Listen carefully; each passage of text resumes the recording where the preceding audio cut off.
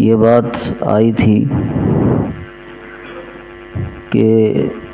شیطان ہمارا ازلی دشمن ہے اور وہ اس فراق میں رہتا ہے، اس کوششوں میں رہتا ہے کہ وہ انسان پر حملہ کرے اور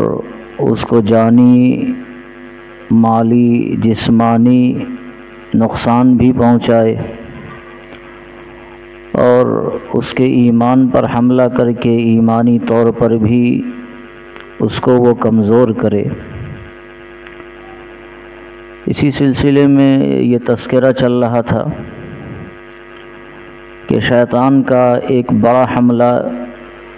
اس وقت ہوتا ہے جب انسان نماز کے اندر ہوتا ہے، اور جب انسان نماز کی نیت باندھتا ہے، تکبیر تحریمہ کہہ لیتا ہے، تو اس وقت شیطان آتا ہے اور انسانوں پر حملہ آور ہوتا ہے اور پوری کوشش کرتا ہے کہ اس کی نماز نہ رہے، اس کی نماز خراب ہو جائے۔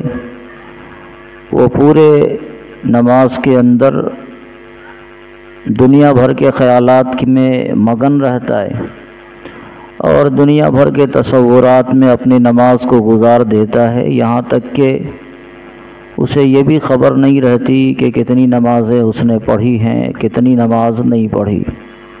اس کی رکعت کتنی ہوئی، کتنی نہیں ہوئی، اس کا بھی خیال اسے نہیں رہتا ہے۔ شیطان کا دوسرا حملہ ہوتا ہے جب انسان رات میں سونے لگتا ہے۔ جب رات میں انسان سوتا ہے تو انسان کی گدی پر شیطان 3 گرہیں لگاتا ہے اور پھر یہ گرہیں لگا کر وہاں وہ سہلاتا ہے، تھپکیاں دیتا ہے اور انسان کو سونے پر آمادہ کرتا ہے، ابھی سوئے رہو، ابھی سوئے رہو، اور ابھی تو رات بہت لمبی ہے۔ اس طرح اسے اللہ کی یاد سے، اللہ کی عبادت سے، یہاں تک کہ فجر کی نماز سے بھی اسے غافل کر دیتا ہے۔ اور جب انسان فجر کی نماز چھوڑ دیا، سویا رہ گیا، تو جو گرہ لگی تھی وہ گرہ کھل نہیں پاتی ہے۔ پھر جب وہ بیدار ہوتا ہے نیند سے تو پورا دن، چونکہ شیطان کی گرہ میں وہ بندھا ہوا ہوتا ہے، اس لیے پورا دن اس کا سستی میں، کاہلی میں، پریشانیوں میں گھرا ہوتا ہے اور وہ یہ سمجھتا ہے کہ ہم بیمار ہیں، پریشان حال ہیں، کبھی اس کو دوا کی نوبت آتی ہے، حالانکہ جو کچھ بھی ہوا ہے وہ شیطان کے اثر سے ہوا ہے۔ اور اگر کوئی بندہ سویرے بیدار ہو جائے، بیدار ہونے کے بعد دعائیں پڑھے، تو روایتوں کے مطابق جب صبح بیدار ہوتا ہے اور دعائیں پڑھتا ہے تو ان 3 گرہوں میں ایک گرہ کھل جاتی ہے۔ پھر اس کے بعد جب وہ وضو بناتا ہے تو اس کی دوسری گرہ بھی کھل جاتی ہے۔ پھر جب وہ نماز پڑھتا ہے، چاہے وہ فجر کی سنت ہو، اس لیے کہ عام طور سے پہلی نماز یہی پڑھی جاتی ہے، یا کوئی بندہ تہجد کا پابند ہے تو تہجد پڑھتا ہے، جو بھی پہلی نماز وہ پڑھے گا، تو اس پہلی نماز کے پڑھنے کے بعد اس کی تیسری گرہ بھی کھل جاتی ہے اور اس طرح شیطان کی جو 3 بندشیں ہیں اس سے وہ آزاد ہوتا ہے۔ پھر اس کا نتیجہ یہ ہوتا ہے کہ اس کا دن بڑا حشاش بشاش گزرتا ہے، بہت چابک دستی کے ساتھ اور بہت پھرتیلا پن کے ساتھ اس کا پورا وجود گزرتا ہے اور اس کو آرام محسوس ہوتا ہے۔ جو لوگ روزانہ فجر کی نماز چھوڑنے والے ہیں، اس کو ان چیزوں کا احساس نہیں ہوگا، اس لیے کہ جب آدمی کسی بات کا عادی ہو جائے تو پھر اس کو اچھے اور برے کی تمیز نہیں رہتی ہے۔ آپ کو کسی چیز کی بدبو لگے تو پہلی بار جب وہ بدبو لگے گی تو اس کا احساس آپ کو بہت زیادہ ہوگا، اس سے آپ پریشان ہوں گے۔ لیکن کسی بدبو کے بیچ میں ہی کوئی رہنے والا بندہ ہو، جیسے مہتر ہیں جو صفائی کا کام کرتے ہیں، جو لوگ حوض کے اندر بھی، غلاظتوں کے انبار کے اندر بھی وہ چلے جاتے ہیں، ان کو ذرا بھی بدبو نہیں لگتی ہے۔ تو بدبو اگر نہیں لگ رہی ہے تو اس کا یہ مطلب نہیں ہے کہ اس کے اندر بدبو نہیں ہے، بدبو ہے، لیکن اس بندے نے اپنے مزاج کو مار دیا جس کی وجہ سے اب اس کو بدبو کا احساس نہیں ہوتا ہے۔ ایسے ہی اگر کوئی بندہ روزانہ بالکل سویا پڑا رہتا ہو، سورج کے نکلنے کے بعد جاگنے کا اس کا معمول ہے، تو ایسا کوئی بندہ اگر ہے تو اس کو ان چیزوں کا احساس نہیں ہوگا کہ شیطان نے اس کو گرہ لگایا نہیں لگایا، اور اس کا دن کیسا گزر رہا ہے اس کا اس کے سے کوئی خاص احساس نہیں ہوگا۔ لیکن اگر کوئی آدمی وہ ہے جو فجر کا پابند ہے، باضابطہ سویرے جاگنے کا اہتمام کرتا ہے اور صبح سویرے بیدار ہونے کا وہ عادی ہے، اور ایسا بندہ کبھی سویا رہ جائے، اس کو پوچھئے کہ آج تمہارا دن کیسا گزرا، تو وہ بتائے گا کہ واقعی آج کا جو ہمارا دن ہے وہ پریشان کن ہے۔ یہ کیوں پریشانی ہوگی؟ اس لیے کہ وہ سویرے جاگنے کا عادی ہے، اور جس دن وہ سویا رہا تو شیطان نے اسے گرہ لگا دی تھی، اس لیے آج اس کو اس کا احساس ہو رہا ہے، اور پورا دن اس کا انتہائی سستی کے ساتھ، کاہلی کے ساتھ،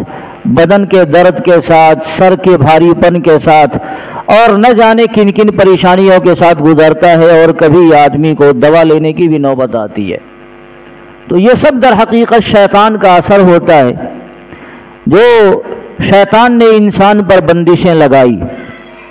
اچھا، ایک بات اور ہے اس میں، نبی اکرم صلی اللہ علیہ وسلم ارشاد فرماتے ہیں کہ اگر کوئی آدمی سویا رہا یہاں تک کہ فجر کی نماز چھوڑ دیا، بخاری کی روایت میں ہے، تو آپ علیہ السلام نے ارشاد فرمایا بال الشیطان فی اذنی، شیطان اس کے کان میں پیشاب کر دیتا ہے۔ تو یہ کریلا نیم چڑھا ہوا، ایک تو شیطان نے اس پر گرہ لگا دیا تھا، اور دوسرے اس کے کان میں جا کر پیشاب کر دے،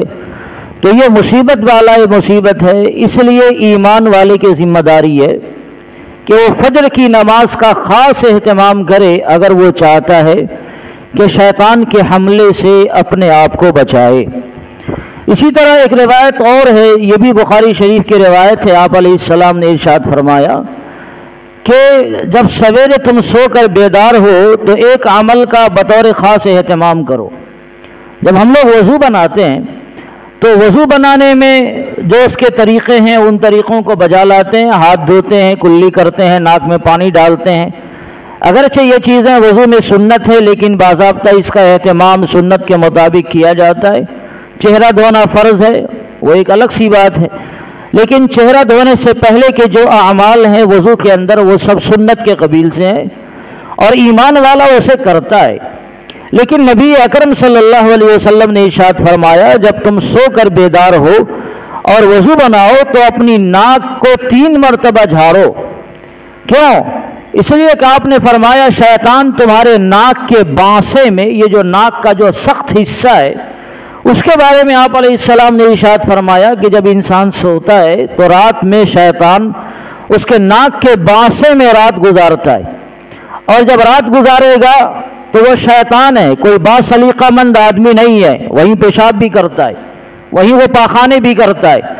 اس لیے عام معمول کے خلاف جب سویرے آپ ناک جھاڑیں گے تو وہاں آپ کو گندگی کا احساس کچھ زیادہ محسوس ہوگا دوسرے اوقات کے مقابلے میں۔ اسی لیے آپ علیہ السلام نے باضابطہ اس وقت ہدایت دی کہ اگر کوئی آدمی سویرے اٹھتا ہے اور وضو بناتا ہے تو اپنی ناک کو 3 بار وہ جھاڑے، اس لیے کہ شیطان نے رات گزارا ہے، اور جب وہ رات گزارا ہے تو ظاہر ہے کہ وہاں کوئی حلوہ وغیرہ نہیں رکھا ہوا ہوگا، پیشاب پخانہ ہی اس نے کیا ہوگا۔ جو پیشاب پخانہ کیا ہے تو اس کے اثرات کو ختم کرنے کے لیے اہتمام کے ساتھ فجر کی وضو میں انسان کو اپنے ناک کی صفائی کرنی چاہیے تاکہ شیطان کے اثرات سے وہ محفوظ ہو سکے۔ تو ایک یہ مقام ہے جہاں شیطان حملہ کرتا ہے، یہاں بھی شیطان کے حملے سے اپنے آپ کو بچانے کے لیے آپ علیہ السلام نے جن دعاؤں کا اہتمام ہمیں بتایا ہے ان دعاؤں کا اہتمام کرنے کی ضرورت ہے۔ جب آدمی سوئے تو آپ علیہ السلام نے ارشاد فرمایا دروازے بند کرو تو بسم اللہ پڑھ کے بند کیا کرو۔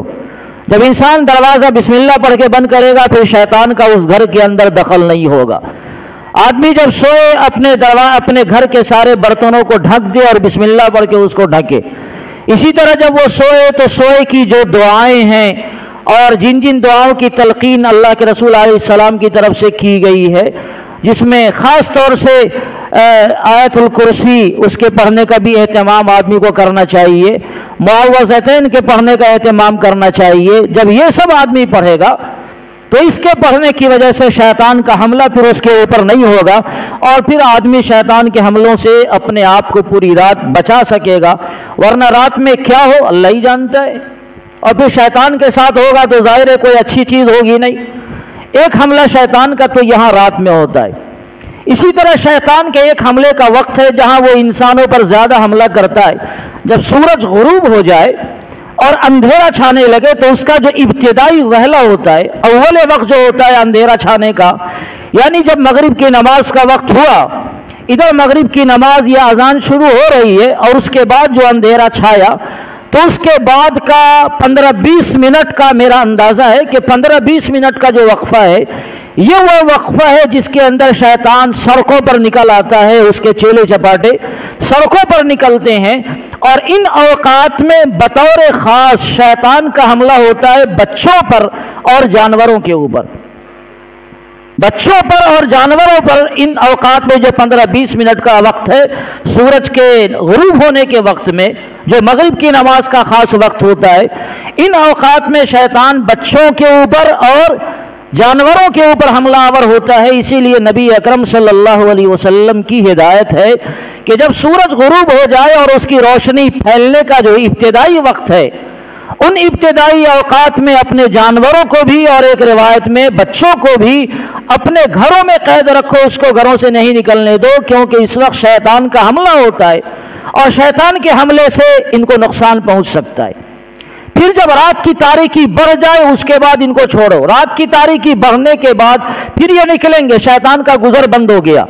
بلکہ بعض علماء نے ان عورتوں کو جو عورتیں امید سے ہوتی ہیں، حاملہ ہوتی ہیں،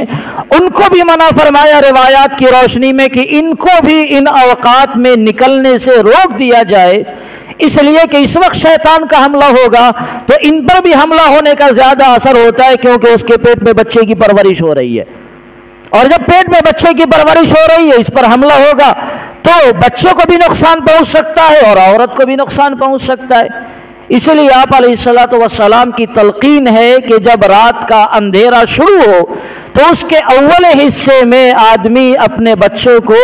اور اپنے جانوروں کو محفوظ کر لے، گھروں میں بند کر لے، یہاں تک کہ تاریکی پھیل جائے، اس کے بعد وہ اس کو چھوڑ سکتا ہے، اس کے بعد وہ باہر نکلیں تو اس میں کوئی حرج کی بات نہیں ہے۔ شیطان کا ایک حملہ ہوتا ہے غسل خانے کے اندر۔ میں نے بتایا تھا پچھلے ہفتے کہ غسل خانہ یہ شیطان کے گھر ہوتے ہیں۔ جب شیطان ابلیس نے اللہ رب العزت سے یہ مانگا یا اللہ میرا کوئی گھر بنا دے، تو اللہ تعالیٰ کی طرف سے انہیں کہا گیا کہ غسل خانے اور بیت الخلاء یہ تمہارے گھر ہوں گے، اور یہاں شیطان گویا اپنا وقت گزارتا ہے، اپنی زندگی بتاتا ہے۔ اس لیے شیطان کا ایک بڑا حملہ غسل خانوں کے اندر بھی ہوتا ہے، اور غسل خانوں میں آئے دن بڑے بڑے واقعات پیش آتے ہیں۔ وہ اس لیے پیش آتے ہیں کہ انسان نے شیطان سے حفاظت کا جو بندوبست اللہ رب العزت کی طرف سے ہمیں بتایا گیا وہ ہم نے نہیں اپنایا، اور جب وہ نہیں اپنائیں گے تو شیطان کا حملہ ہوگا۔ اسی لیے میرے آقا کی تعلیم ہے کہ جب کوئی آدمی بیت الخلاء میں جائے تو دعا پڑھے، اللہم انی اعوذ بک من الخبث والخبائث، یا اللہ میں نر اور مادہ دونوں طرح کے شیاطین اور جنوں سے، جنیوں سے میں اپنے آپ کو آپ کی پناہ میں دیتا ہوں، آپ ہماری حفاظت فرمائے۔ یہاں شیطان کا بہت زیادہ اثر ہوتا ہے۔ اسی طرح آدمی بسم اللہ پڑھ کر بیت الخلاء کے اندر داخل ہو، پہلے وہ بسم اللہ پڑھ لے، اس کا فائدہ کیا ہوگا؟ جب بسم اللہ پڑھے گا بیت الخلاء میں جانا ہے تو وہاں شرمگاہ کے کھولنے کی نوبت آئے گی، اور جب آپ بسم اللہ پڑھ لیں گے تو اس کے بعد شیطان کا آپ کے پردے سے آر ہو جائے گا اور وہ آپ کی شرمگاہوں کو نہیں دیکھ سکے گا۔ ورنہ انسان بغیر بسم اللہ کے جاتا ہے اور انسان جب وہاں اپنی شرمگاہ کو کھول کر اپنی ضروریات پوری کرتا ہے تو پھر شیطان حملہ آور ہوتا ہے اور انسان کی شرمگاہوں سے کھیلنے لگتا ہے۔ اس لیے میرے آقا کی تلقین ہے کہ بیت الخلاء میں جانے کے وقت،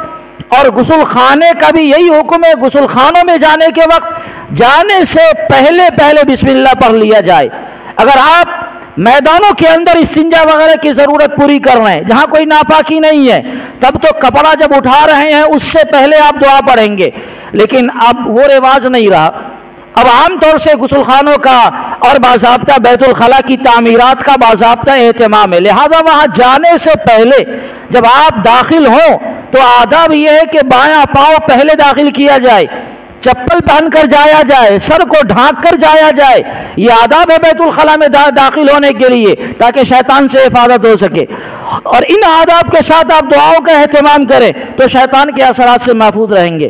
ورنہ بارہا ایسا ہوا ہے کہ غسل خانوں میں اور بیت الخلاؤں میں شیاطین کا حملہ ہوتا ہے، بہت ساری باتیں دیکھنے میں آتی ہے۔ میرے ساتھ بھی کچھ واقعات ہو چکے ہیں جو میں بتا نہیں سکتا۔ ایک بڑے صحابی ہے حضرت سعد ابن عبادہ رضی اللہ تعالیٰ عنہ، صحابی ہیں، اللہ کے رسول کے شاگرد ہیں۔ وہ بیت الخلاء میں گئے،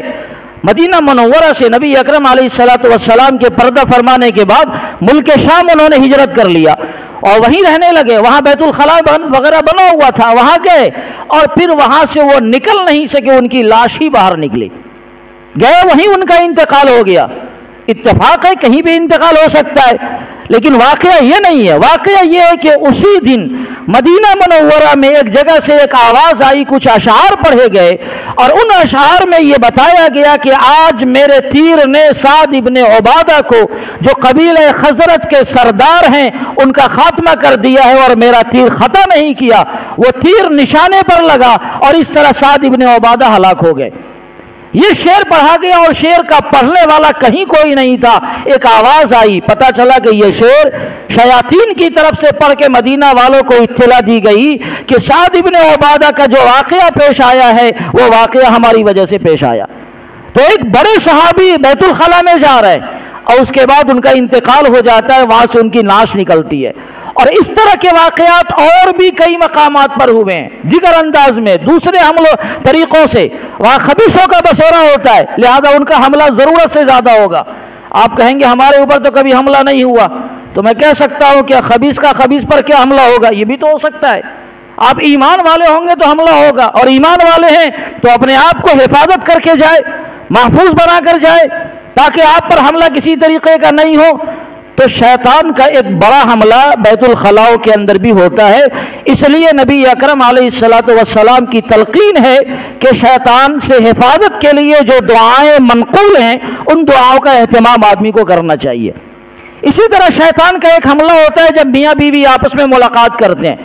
جب میاں بیوی کی ملاقات ہوتی ہے تو روایتوں کے مطابق شیطان مرد کی شرمگاہ میں لپٹ کر عورت کے رحم مادر میں وہ چلا جاتا ہے اور وہاں جا کر وہ نطفے کو بھی خراب کرتا ہے اور وہاں عورت کو بھی نقصان پہنچانے کی کوشش کرتا ہے۔ اس کا نتیجہ یہ ہوتا ہے کبھی بچہ ضائع ہو گیا،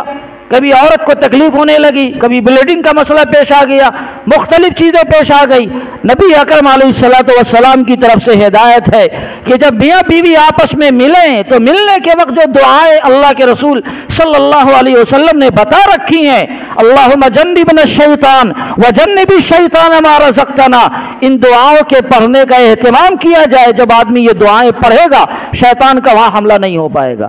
شیطان پھر عورت کے اندر داخل نہیں ہو سکے گا۔ ہم یہ نہیں سوچے کہ ارے دعا پڑھنا ہے اور یہ ناپاکی کا مقام ہے، نہیں، میرے آقا نے یہ تلقین کی یہ دعا یہی پڑھنی ہے۔ تو جب مرد عورت بیوی آپس میں ملاقات کرنے لگیں اس سے پہلے یہ دعا پڑھیں، اور پھر جب فراغت ہو جائے اس کے بعد بھی دعا کی تلقین ہے کہ تاکہ شیطان کا کوئی اثر کسی بچے کے اوپر، جو بچہ آنے والا اس بچے کے اوپر نہیں ہو۔ تو ایک مقام وہ بھی ہے جہاں شیطان حملہ کرتا ہے، وہاں بھی اللہ کے رسول علیہ السلام نے ہدایت دے رکھی۔ اسی طریقے سے جب کوئی مرد کسی اجنبی عورت کے ساتھ، میں نے پچھلے بھی اشارہ کیا تھا، کوئی مرد کسی اجنبی عورت کے ساتھ اگر خلوت میں ہو تو اس خلوت میں شیطان کا وہاں بھی حملہ ہوتا ہے۔ اور روایت میں آتا ہے کہ جب مرد اور اجنبی عورت آپس میں خلوت میں تنہائی میں ملتے ہیں تو وہاں تیسرا شیطان ہوتا ہے۔ بعض روایتوں کے مطابق شیطان وہاں آ پڑتا ہے، ٹپک جاتا ہے، بعض روایتوں کے مطابق کہ تیسرا وہاں شیطان ہوا کرتا ہے۔ اور ظاہر ہے کہ تیسرا شیطان ہوگا تو مرد عورت کو یہ نہیں کہے گا کہ آپ حضرات تہجد پڑھے، گناہوں پر ہی آمادہ کرے گا اور کیا کرے گا۔ اور اسی لیے میرے آقا علیہ السلام نے سخت تنبیہ فرما رکھی ہے کہ کوئی مرد کسی اجنبی عورت سے اور نامحرم عورت سے اگر وہ اس کے موڈے سے موڈا مل گیا تو اس سے بہتر یہ ہے کہ خنزیر جس کا بدن ناپاکیوں سے لت پت ہو اس کے بدن سے اس کا بدن سٹ جائے، یہ زیادہ بہتر ہے کہ کسی مرد کا موڈھا کسی عورت سے یا کسی عورت کا موڈھا کسی مرد سے لگے۔ بھیڑ بھاڑ میں جو آج کل ہو رہا ہے، میرے آقا نے تلقین فرمائی اس سے بہتر یہ ہے کہ خنزیر کے بدن سے ہمارے بدن لگ جائیں، کپڑا ناپاک ہوگا، اس سے زیادہ کیا ہوگا؟ لیکن اگر کسی عورت کے بدن سے مرد کا بدن لگ گیا تو صرف کپڑا ہی نہیں ناپاک ہوگا، دل بھی ناپاک ہو جائے گا، ایمان بھی گندا ہو جائے گا۔ اس لیے میرے آقا نے فرمایا اس سے بہتر یہ ہے کہ آدمی خنزیر کا بدن اس سے لگ جائے، کپڑا ناپاک ہوگا اس کو دھل لے گا، لیکن یہاں تو اس کا ایمان ناپاک ہو رہا ہے، اس کا دل ناپاک ہو رہا ہے، اور اگر اس نے اس کو دھلنے کی کوشش نہیں کی تو اس کا انجام انتہائی خطرناک ہوگا، پھر وہ گناہوں میں مبتلا ہوگا۔ تو اس طرح یہ کئی مقامات ہیں جن مقامات پر شیاطین کا انسانوں کے اوپر حملہ ہوتا ہے، اور حملہ ہو کر صرف یہی نہیں کہ وہ اس کے ایمان کو نقصان پہنچاتا ہے، میں نے بتایا اس کی جان کا بھی نقصان ہوتا ہے، اس کے مال کا بھی نقصان ہوتا ہے، وہ آپ کو بیمار کر دے گا، اور آپ ڈاکٹروں کے یہاں دوڑتے رہیے، دوائیں لیتے رہیے، جانچ پر جانچ کرواتے رہیے، کوئی بیماری نہیں نکلنے سے بیماری نکلے گی کہاں سے؟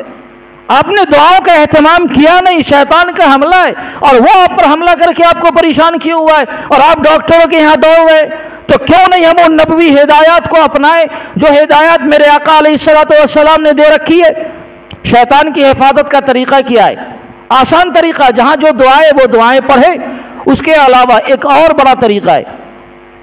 آیت الکرسی کے پڑھنے کا اگر ہم اہتمام کریں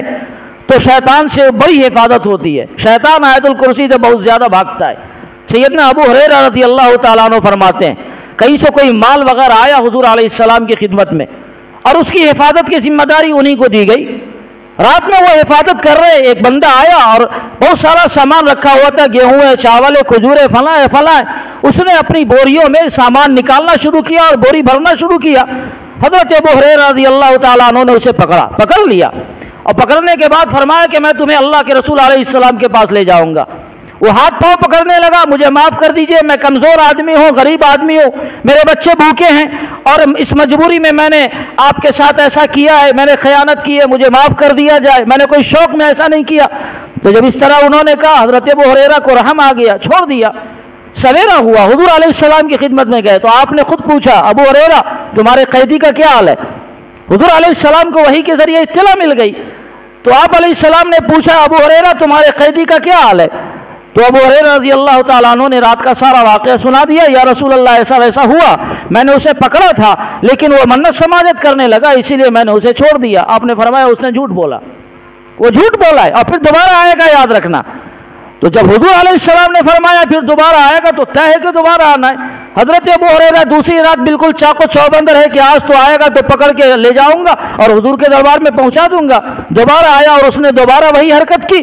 تو جب دوبارہ اس نے وہی حرکت کی تو پھر حضرت ابو ہریرہ نے انہیں پکڑ لیا۔ پکڑنے کے بعد پھر وہ منت سماجت کرنے لگا۔ حضرت ابو ہریرہ رحمدل آدمی تھے، ایمان والا رحمدل ہوتا ہی ہے۔ حضرت ابو ہریرہ کو دوبارہ رحم آ گیا، پھر اس نے چھوڑ دیا، انہوں نے چھوڑ دیا۔ تو پھر دوسرے دن بھی حضور علیہ السلام نے پوچھ لیا، ابو ہریرہ تمہارے قیدی کا کیا ہوا؟ تو اس نے پھر وہی بات کہی، یا رسول اللہ ایسا ویسا ہوا، میں نے چھوڑ دیا۔ آپ علیہ السلام نے پھر فرمایا کہ وہ جھوٹ بولا ہے، پھر سے دوبارہ آئے گا۔ حضرت ابو ہریرہ تیسری رات بھی وہی ہوا، آیا، آپ نے پکڑ لیا، اور پکڑنے کے بعد کہا آج تو میں تمہیں حضور کے دربار میں لے ہی جاؤں گا۔ تو پھر یہ منت سماجت کرنے لگا اور اس نے کہا میں آپ کو ایک دعا کی تلقین کرتا ہوں، اگر آپ اس دعا کا اہتمام کریں گے تو پوری رات شیاطین کے اثر سے آپ محفوظ رہیں گے۔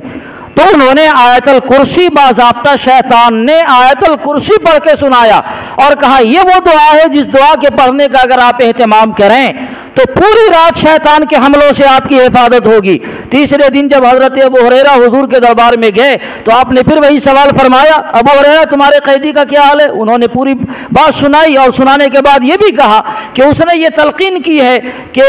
وہ اگر آیت الکرسی پڑھی جائے تو اس کی وجہ سے پوری رات شیطان سے حفاظت ہوتی ہے۔ صحابہ کرام رضوان اللہ تعالی علیہم اجمعین علم کے لالچی ہوا کرتے تھے، ان کو یہ علم ملا اس لیے انہوں نے اس کو پھر چھوڑ دیا۔ تب حضور علیہ السلام نے فرمایا وہ تو ہے جھوٹا، لیکن اس نے یہ بات سچ کہی، اور وہ شیطان تھا،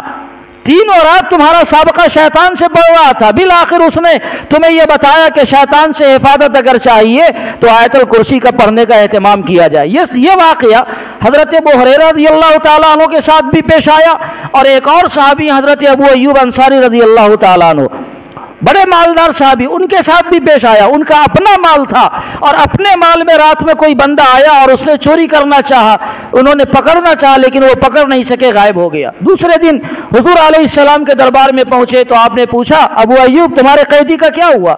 انہوں نے عرض کیا یا رسول اللہ یہ بات ہوئی، میں پکڑ نہیں سکا۔ تو آپ نے ایک دعا بتائی کہ اس دعا کو پڑھو گے وہ قیدی تمہارے قید میں آ جائے گا۔ دوسرے دن ایسا ہوا تو پھر حضرت ابو ایوب انصاری نے وہ دعا پڑھی، دعا پڑھنے کے بعد وہ قیدی قید میں آیا، پھر وہ منت سماجت کرنے لگا، اور اس نے بھی یہی تلقین کی کہ اگر آپ آیت الکرسی کے پڑھنے کا اہتمام کریں تو پوری رات شیطان سے آپ کی حفاظت ہوگی، اور اس طرح یہ واقعہ ان کے ساتھ بھی پیش آیا۔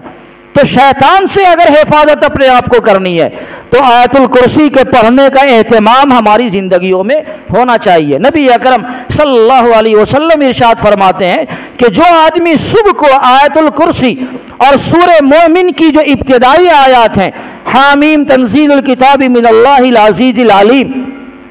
غافر الذنب وقابل التوب شدید العقاب ذی الطول لا الہ الا هو الیہ المصیر، الیہ المصیر تک یہ 2-3 آیتیں ہوئی۔ جو آدمی صبح میں اگر اس کے پڑھنے کا اہتمام کرے تو پورا دن شیطان کے اثرات سے اور اس کی چالوں سے وہ محفوظ رہتا ہے، اور جو آدمی شام میں اس دعا کے پڑھنے کا اہتمام کرے تو پھر پوری رات شیطان سے اس کی حفاظت ہوتی ہے۔ تو بہت آسان ترکیب ہے، یہ دعا پڑھ لے، قرآن کریم کی آیت ہے، 2-3 آیت ہے، کتنا وقت لگا؟ آدھا منٹ بھی نہیں لگا پڑھنے میں۔ آیت الکرسی یاد کر لیں، اکثر آدمی کو یاد ہوتا ہے، اس کے پڑھنے کا اہتمام کر لیں، تو اس طرح شیطان سے ہماری حفاظت ہوگی۔ اپنے بھی پڑھنے کا اہتمام کریں، گھر والوں کو بھی پڑھنے کا اہتمام کراویں، اور خاص طور سے جو دعائیں جہاں میرے آقا علیہ الصلوۃ والسلام نے ہم سب کو تلقین فرما رکھی ہے، ان دعاؤں کے پڑھنے کا اگر ہم نے اہتمام کر لیا تو انشاءاللہ بہت حد تک شیاطین کی چالوں سے، اس کے حملوں سے، اس کے مکر و فریب سے اللہ رب العزت ہماری حفاظت فرمائے گا۔ یہ ہمارے ایمان کی حفاظت کا بھی ذریعہ ہوگا، ہماری جان، ہمارے بال بچوں اور ہمارے مال وغیرہ کی بھی حفاظت کا بھی ذریعہ ہوگا۔ اللہ تعالی ہم سب کو ان ہدایتوں پر عمل کرنے والا بنائے۔ آمین وآخر دعوانا الحمدللہ رب العالمین۔